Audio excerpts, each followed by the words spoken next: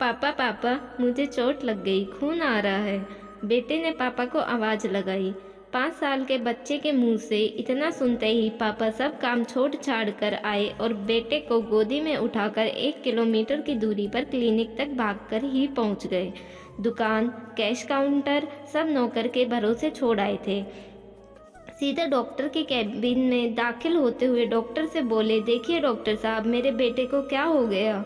Doctor साहब ने देखते हुए कहा, अरे भाई साहब, घबराने की कोई बात नहीं है, मामूली चोट है, पट्टी कर देता हूँ, ठीक हो जाएगी।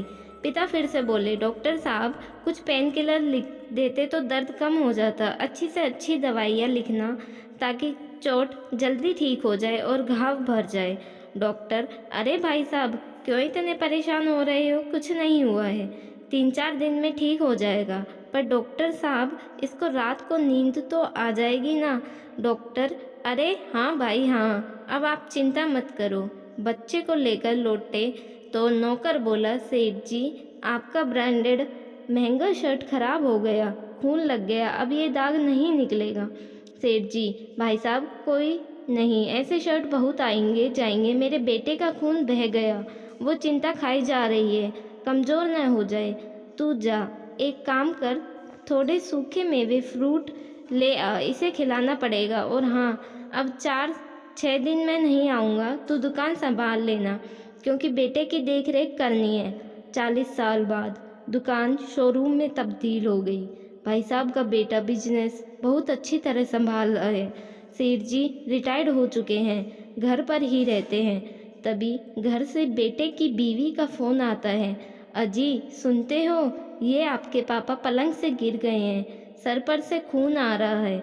लड़का, अरे यार, ये पापा भी ना, इनको कितनी बार बोला है कि ज़मीन पर सो जाया करो, पर मानते ही नहीं, पलंग पर ही सोते हैं। पास में खड़े नौकर को आवाज़ देकर बोला, अरे रामू काका, जाओ तो घर, वहाँ से पापा को डॉक्टर अंकल के पास लेकर आओ, मैं मिलता हूँ वहीं पर। बूढ़े हो चुके रामू काका चलकर धीरे धीरे घर जाते हैं। तब तक सेठ जी का काफ़ी खून बह चुका था। रामू काका के घर पहुंचते ही बहू मुंह चढ़ाकर बोली, ले जाओ जल्दी, पूरा महंगा कालीन खराब हो गया है। काका जैसे तैसे जल्दी से रिक्शा में सेठ जी को बैठाकर क्लिनिक ले गए। बेटा अब तक नहीं पहुंचा था। काका ने फ़ोन किया तो बोला, अरे यार, वो कार की चाबी नहीं मिल रही थी, अभी मिली है, थोड़े कस्टमर भी हैं, आप बैठो वहीं पर, मैं आता हूँ थोड़ी देर में। जो दूरी 40 साल पहले एक बाप ने बेटे के सर पर खून देखकर 10 मिनट में बेटे को गोदी में उठाकर भागकर तय कर ली थी, आज वही दूरी बेटा 1 घंटा 10 मिनट में कार से भी तय नहीं कर पाया था। डॉक्टर ने जैसे ही सेठ जी को देखा, उनको अंदर ले गए, इलाज चालू कर दिया। तब तक बेटा भी पहुंच गया। डॉक्टर अंकल बोले, बेटे खून बहुत बह गया है, एडमिट कर देते तो ठीक रहता। बेटा, अरे कुछ नहीं डॉक्टर साहब, आप ड्रेसिंग कर दो, ठीक हो जाएगा 2-4 दिन में।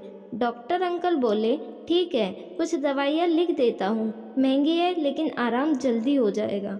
लड़का, अरे डॉक्टर अंकल, 4-5 दिन ज़्यादा लगेंगे तो भी चलेगा, अब इतनी महंगी दवाइयों की क्या ज़रूरत, आप जल्दी से इलाज करो, क्योंकि मुझे निकलना है अर्जेंट, शोरूम पर कोई नहीं है ना। यह सुनते ही डॉक्टर अंकल के सब्र का बांध टूट गया और 40 साल पहले की पूरी घटना लड़के को कह सुनाई। बेटे की आंखों से आंसू बहने लगे और उसे बहुत पश्चाताप भी हुआ। तभी उसकी बीवी का फ़ोन आया, वो महंगा कालीन खराब हो गया है, क्या करूं?